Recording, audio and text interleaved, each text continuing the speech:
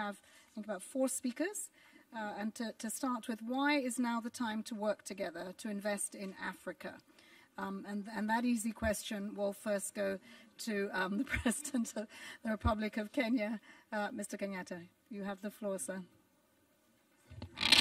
Let me first begin by also starting off by saying that we're happy to be here joining you this afternoon to commit and to comment and to address ourselves to the challenges facing the empowerment of our youth, which in Kenya's case, out of a population of 45 million, we're talking about 70% of those being young people.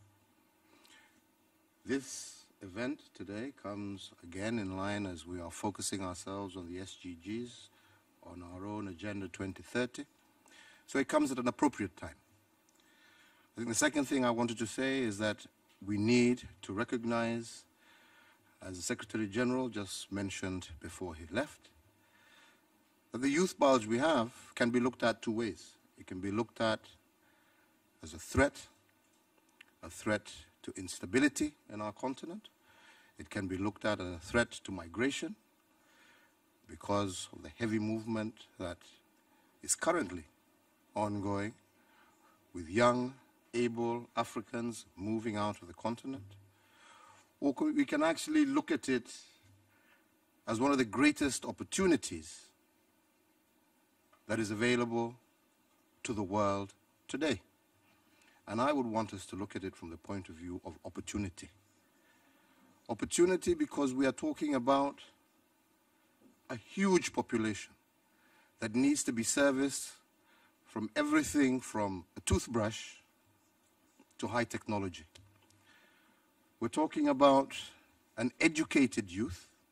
We're talking about a highly motivated group of people.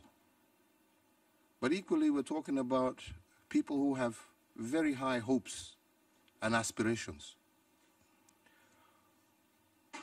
We look at the current situation, and many people have always looked at Africa as a continent that seeks favors. I'm hopefully addressing today a group of people who I want to see as partners, taking advantage of the opportunities that exist. Theresa May was on the continent a few weeks ago. And one of the most impressive things of that trip, it was not a trip of a development partner coming to see how she can help the continent. She came this time as a partner, seeking to see how the United Kingdom could partner with us and our countries to increase, expand investment opportunities for British companies, while at the same time helping us deal and resolve some of the problems that we have, not necessarily through handouts, but through these economic opportunities that exist. The continent does not have the resources it requires to meet all the SDGs. We would love to be able to focus on the areas that are non-economic. But everything from health to roads and infrastructure to power, all these are opportunities that are available. You ask yourselves, why now?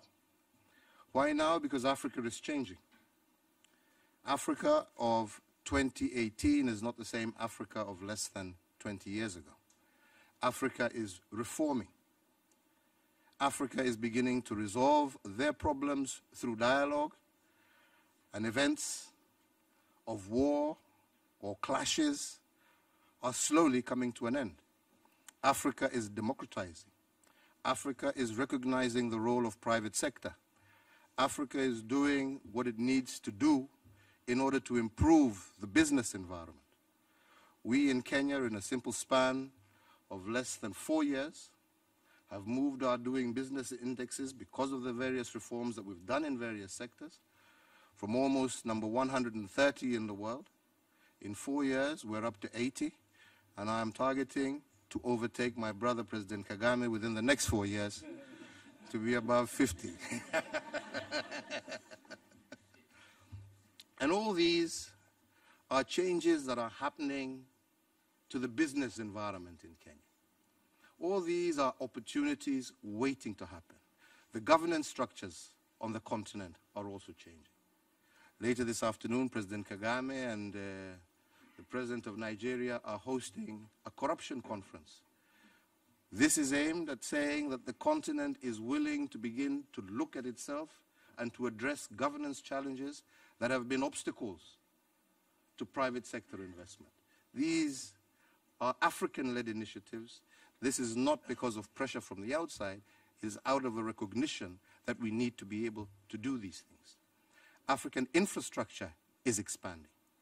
In Kenya alone, over the last 5 years, we have pushed a minimum of 5,000 new kilometers of road, which is almost half what we've done since independence. This we've been able to achieve through a combination of public sector, but private sector also coming in to take advantage of that opportunity. We've been able to expand our power grid. Why? Because we are opening ourselves up and saying that power is a huge, huge requirement on the African continent. And we recognize that this is also investment opportunities for foreign companies. And we're saying, come partner with us. And as a result of that, we have a number of American companies, a number of French companies that have come in, joined and partnered with us, and as a result increased our power generation capacity by almost 30–40%, and the demand is still there, leaving us as government to focus on the areas where private sector won't go, and that is the last mile, connecting our people to the grid.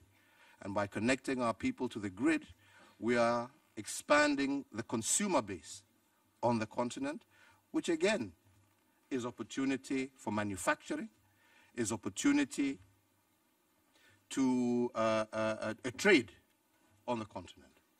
We are also equally recognizing on a continent that our little countries no longer matter as much as we used to think they did. We are working towards creating the CFTA, again that was mentioned earlier, that says that rather than look at Kenya at a market, look at the African continent and a population in excess of 1 billion people. At that stage, we're matching China, we're matching India,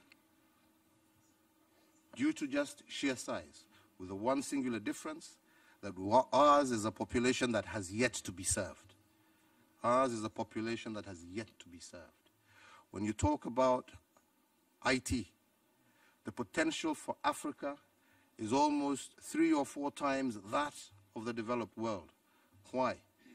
By the time you are replacing your existing infrastructure, you are going to do it at a cost that is almost 20 times what we can do it because we are starting from scratch. This again is a vast opportunity.